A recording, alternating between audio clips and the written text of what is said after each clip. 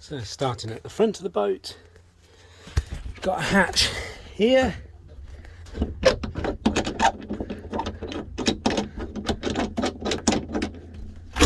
Which opens up like that to give a load more light and fresh air.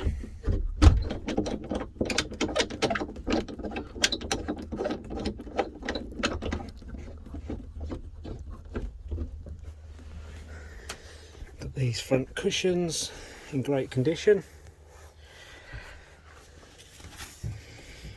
There's a hatch under here.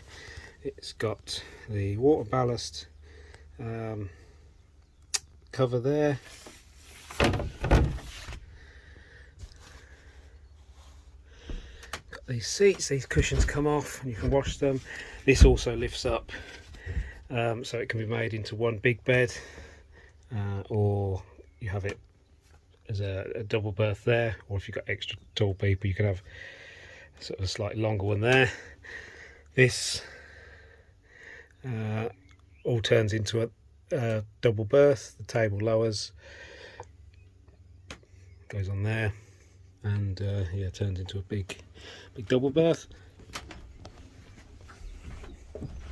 Got the chart table, no chart in it at the moment, but you unscrew it there and put whatever charts you want in it. 12-volt point there. Under here we've got a large ice box.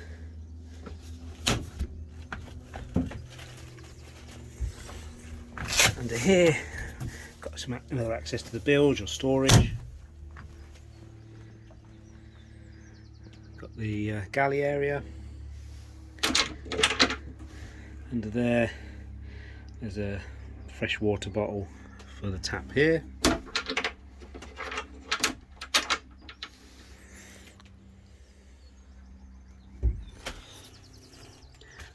There's just a free space here where you can put a stove.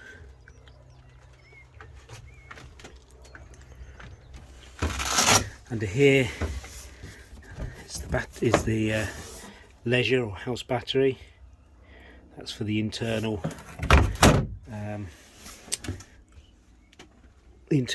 electric, with a kill switch for it there separately. I think that's about 110 amp hours, something like that.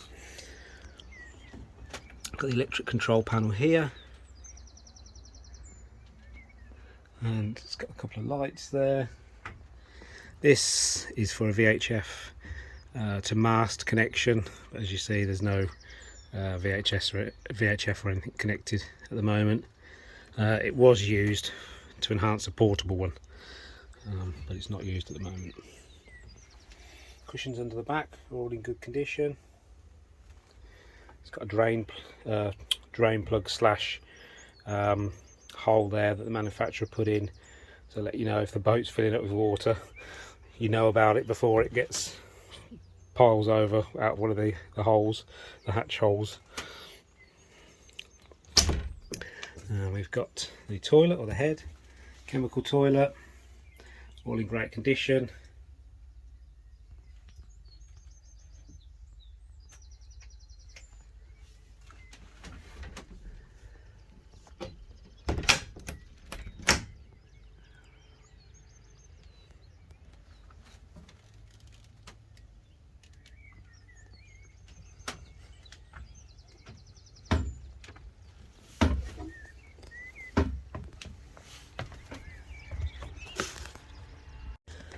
The back is all full up with all my clutter at the moment, but it is a large, probably sleep 4 type area, certainly sleep 2, one on either side, and sort of almost double type beds.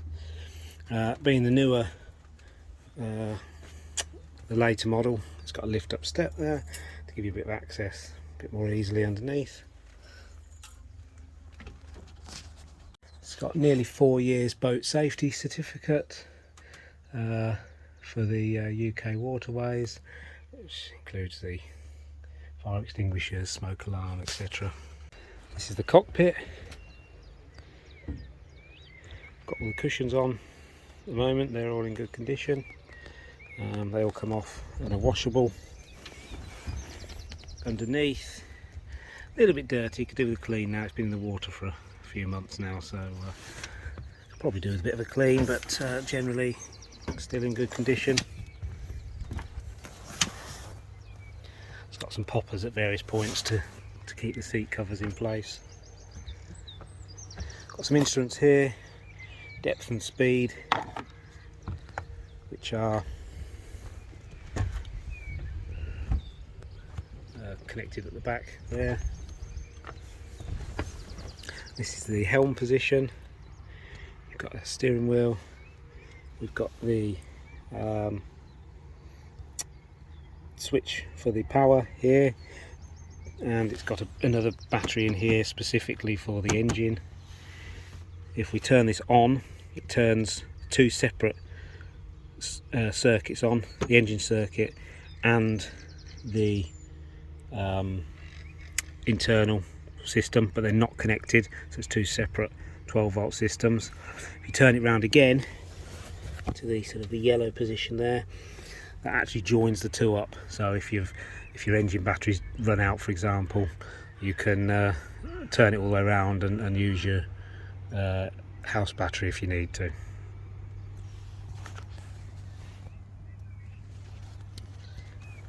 It's got the controls there with the key and the kill switch piece here. It's got a rev counter there,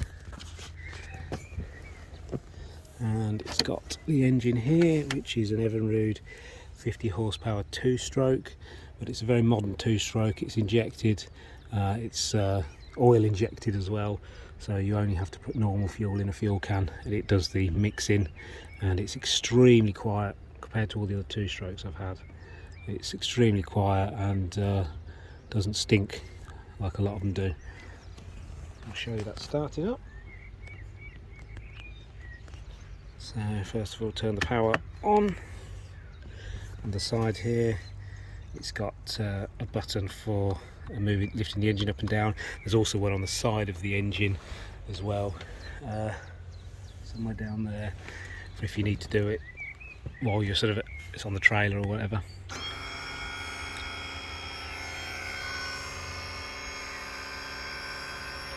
So this is a cold start, should have no problem.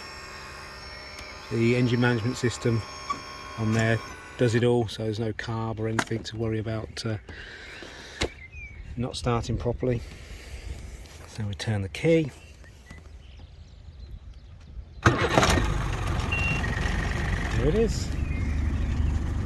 It beeps to let you know it's on.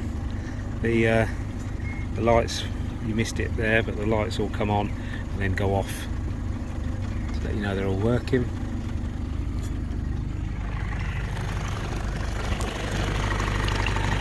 Water nicely, and I'll just put it in gear on the dock, so I'll go forward,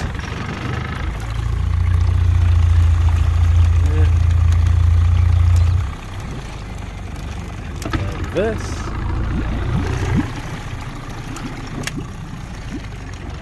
and back to neutral. There we go.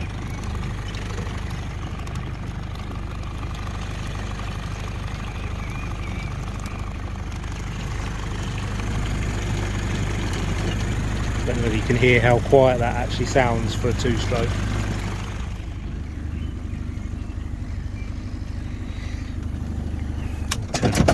Turn it off and lift it back out of the water again.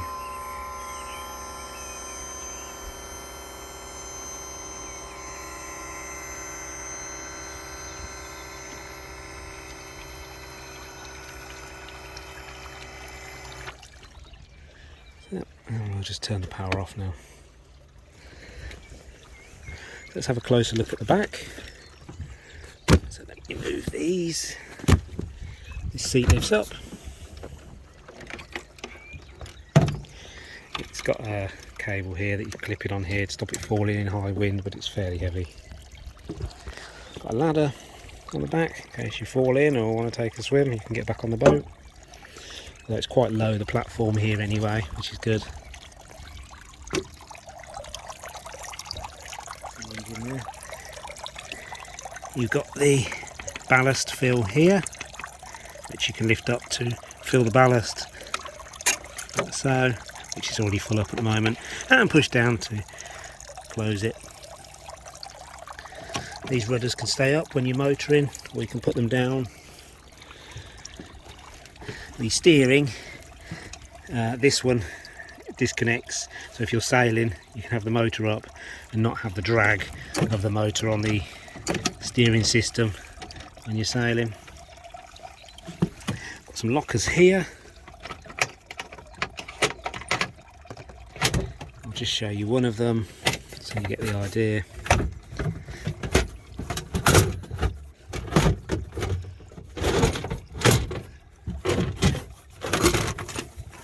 Got a fuel tank in that one, which is a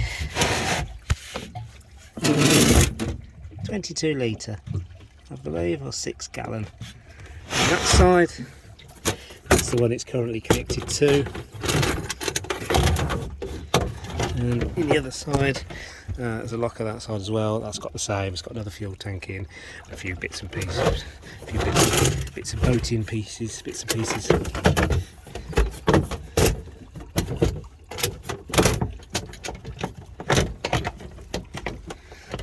Do that back up. That'll do for now. So that's the back area.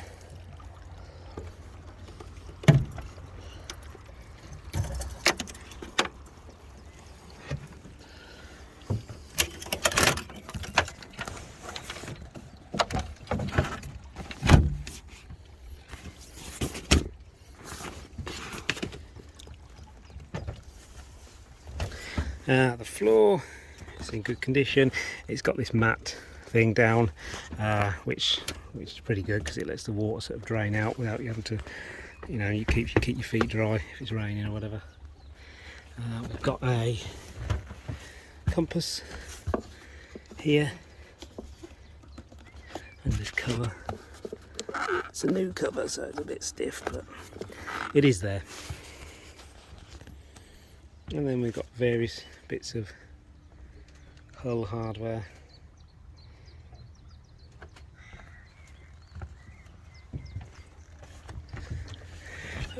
And charging system, it's got the solar panel here, which is a 50 watt solar panel, which is connected in here. There's a solar charge controller, which regulates the power from the solar dish, which goes to the battery. It's also got a special charge relay, I believe it's called, which when it senses a charge, it'll actually charge both batteries up. So when you've got the engine on as well, the engine charges it. I can't remember what the ampage is, it's quite high. It charges it, so when it senses charge from that, it'll also charge the leisure house battery up as well. Got the hole here for the support for the mast when trailering or when the mast's down. Currently it's on a river, so it's set up for as a motor cruiser more now. The mast is off it, and these safety lines at the side clipped on like this, and they've got a clip at either end there. You can actually unclip to drop them to make it easier to get on and off the boat. You see this side's unclipped where I've got on it. It's easy to come on and off. It's actually easy to get on and off the boat at the back as well. If you drop one of those rudders down, it's quite easy to step from that onto a dock. Unfortunately the dock here is a little short, so I can't do that. So this is the exterior of the boat. There's a few marks on it, consistent with age, but it's pretty good really. It was anti-fouled a few months ago.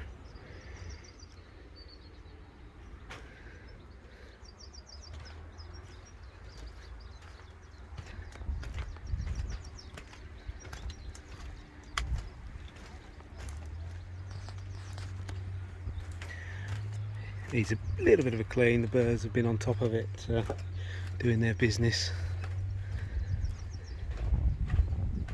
but they're really easy to clean.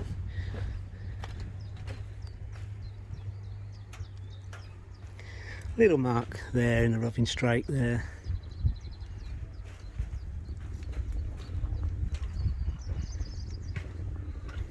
And it's got a bit of a scrape on the back area there, which is probably, my guess, about 20 centimetres from end to end.